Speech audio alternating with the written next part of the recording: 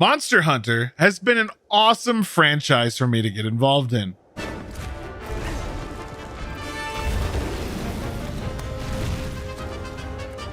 It's been around for a very long time, and I've only recently dove into it with the launch a few years back of Monster Hunter World, as it always seemed inaccessible, for the most part, to the Western audience. Don't get me wrong, I was fully aware of what it was and the entire idea of it. It was just always out of reach, especially with things like the MMO being locked to Korea and Japan only. I was hooked from the very moment I started playing World. The combat, the monsters, the world environment, the charm of the palicos and everything else, it was just so good, and Iceborne made that even better. For a brief summary for anyone who isn't familiar with what Monster Hunter is, it's a third-person action RPG where you, as a human, fight much larger creatures and threats to gear up and, to fight even larger creatures and threats. The entire emphasis is on improving your stats and getting better gear while progressing a plot towards cooler and cooler monsters. Think Dark Souls, but with giant animals rather than humanoid enemies. I reviewed World and its expansion back on the Angry Joe show and gave World a 9 out of 10 and Iceborne a 10 out of 10 respectively. Definitely check the videos out over on Joe's channel down below, and I'll drop the videos there if you need a more in-depth summary and explanation of how Monster Hunter works, as I'm going to be talking for the most part as if you've played at least one of the titles. World and Iceborne were designed with better consoles than the Switch in mind, however. The Switch is completely limiting and could have held the next iteration in the franchise back, Monster Hunter Rise, but did it. Before I review Sunbreak, I'm going to give a very short review and recap of Rise because I never did a proper one, just to set the stage for the improvements that Sunbreak gives. I think it's important to contextualize what it was like when Rise came out so that you can fully appreciate the upgrades the latest expansion has implemented. Rise came out during the pandemic. Japan specifically had a lot stricter quarantine protocols and restrictions than the United States and most of the world had. This assuredly made development a lot slower and really hindered Capcom while they worked on the game, leading to some issues. When Rise came out initially, it was half-baked. That's the best way to describe it that I could think of. It was extremely short when compared to World, with the main story at launch ending about 4 to 6 hours into playing. You'd get the credits that fast if you tried or were even slightly competent at playing the game.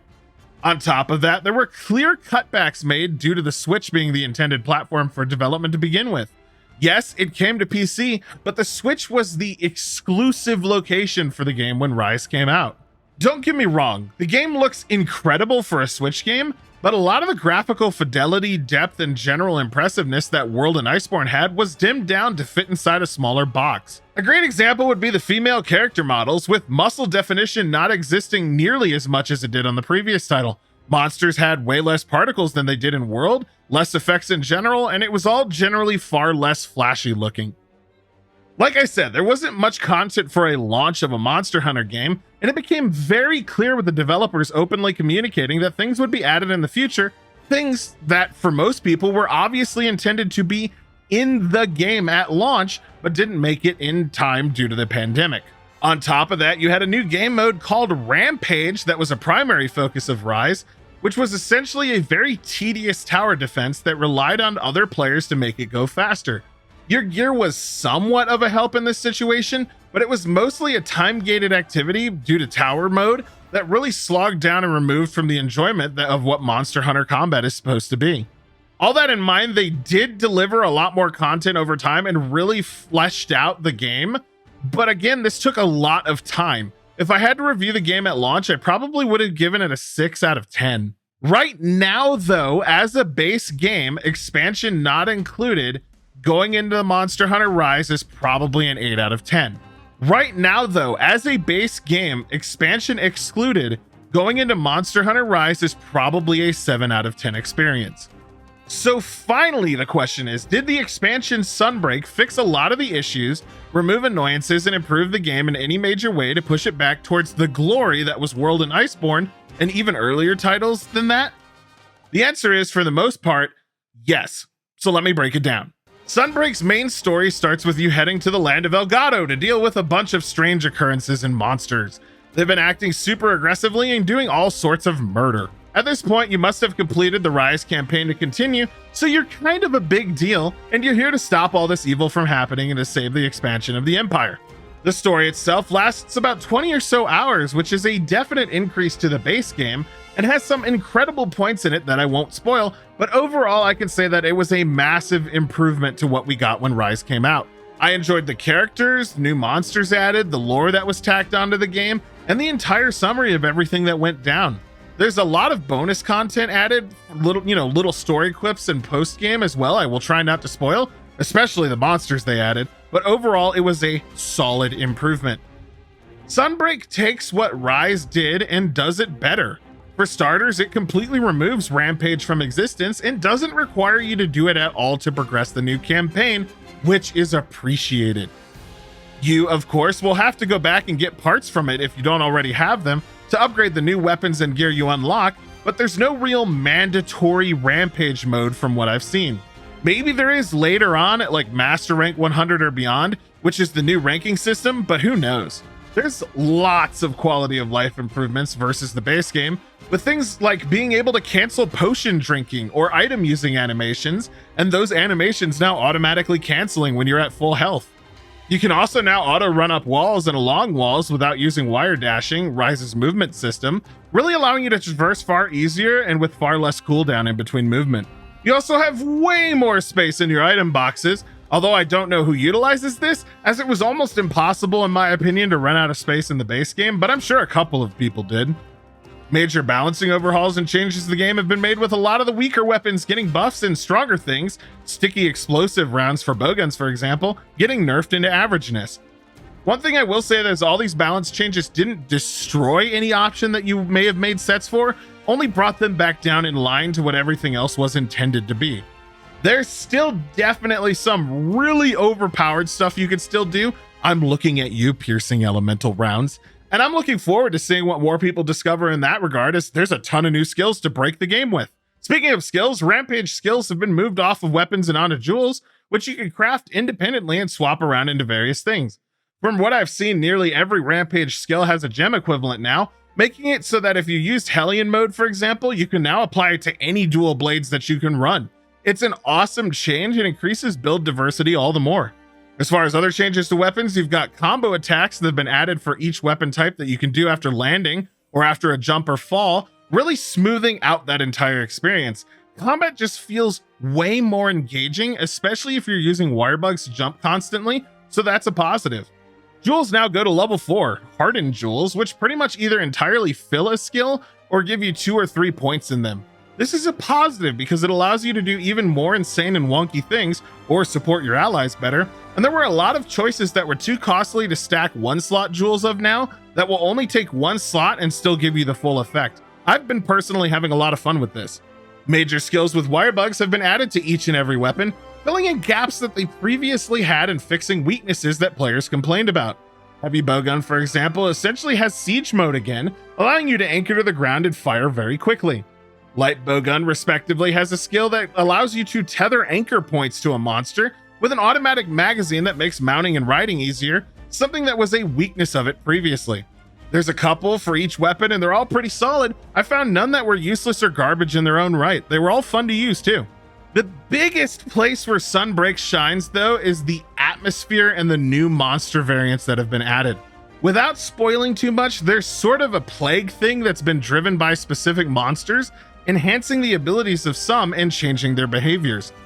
Elder dragons that have been added like Malzeno, the flagship preview monster, I think that's how you say it, are incredibly cool, with everything seeming to be themed around moonlight or blood. It leads to some great scenes involving life and death and even entire environmental changes in the levels. It's just such a simple concept done so well in Sunbreak. The new monsters are brutal. You've got crabs that have huge sweeping attacks in front of them, variants of monsters from previous titles like Odogaron, and even more variations of things using the Rathalos skeletons. You'll need to devise specific ways to fight each one, as a lot of them have cool gimmicks and really make certain sets of armor if you're not that talented to counter these issues. My favorite new debuff that was added is sort of a shadow blight bar that fills when you take damage, with the only way to remove it being to attack monsters that are applying it and not let them hit you more. If you manage to clear it, the debuff becomes a buff, increasing your affinity drastically, giving you immunity to the debuff and allowing you to do more damage to the target. Postgame involves fighting these afflicted monsters with aforementioned plague that wander around, with a few secret monsters existing that you'll need to progress towards after beating the expansion's primary campaign. There's custom parts and upgrades that require the cursed and afflicted materials, and trust me, they're worth it. Unlocking these afflicted monsters works like Master Rank and Higher Rank did in World and Iceborne, with the tiers of afflicted monsters becoming available as you progress higher and higher in your rank. It basically gates you from getting too strong too quickly. Honestly, the second best feature of Sunbreak to me was one that was widely requested: companions, and man, is it an awesome thing for them to have put forward. That's right, you can build friendships and take companions out on support activities and companion quests. This feature is awesome for someone who just wants to play, but doesn't want to have all the burden of being, the monster being focused on themselves. Companions, including the ones from the original Chimera City, will approach you with quests that you need to do to unlock them as individuals that you can bring with on support missions. These quests also offer various rewards like cracked out armor sets with huge bonuses to specific weapons, and weapons themselves that are really good. Think of them like gear and quests, but specifically tailored to individual characters, with each one having a lot of text dialogue in the missions to learn more about them. There will be multiple quests and chains for certain companions with varying degrees of difficulty, with the option for you to do simple expeditions with them and hunt specific monsters once they're unlocked. The best part of all this is that you can dictate their weapon they bring and their behaviors, with each companion having specific tendencies towards certain playstyles. For example, a companion may not attack very often but choose to heal a lot, preferring to taunt and tank monsters with a lance or gun lance rather than to do DPS. Respectively, you'll get companions that will never heal themselves and just try to lay on the damage, really encouraging you to pick and choose. You get to pick 2 companions for these support missions, and that's more than enough, as they get dogs as well as your own personal animal companions joining with you. I call these hunting parties because it's straight up just a posse, curb stomping monsters into the ground with 3 hunters, 2 dogs, and 2 animals of your own. It's great fun. Did I mention how cool it was to recruit characters from the base game stories to come with you on hunts? It really is, and it makes them just feel like dynamic parts of your experience rather than static NPCs.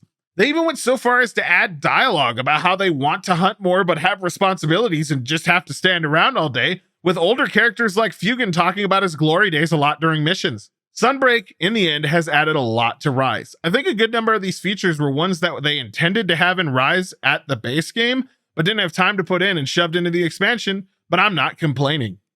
Let me go into my breakdown now, and keep in mind that this is going to be a summary of the entire experience, both games with Sunbreak being the focus all in all. Let's go.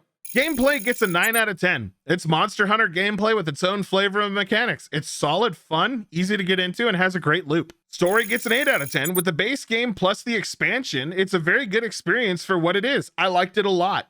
Graphics get a 7 out of 10. They're not nearly as good as Worlds were and are held back by the Switch, but are still great for that platform. Keep that in mind. Audio gets a 9 out of 10. The hits sound great, the dialogue is solid, the voice acting is fun, the music is superb, I love it. And finally, value gets an 8 out of 10.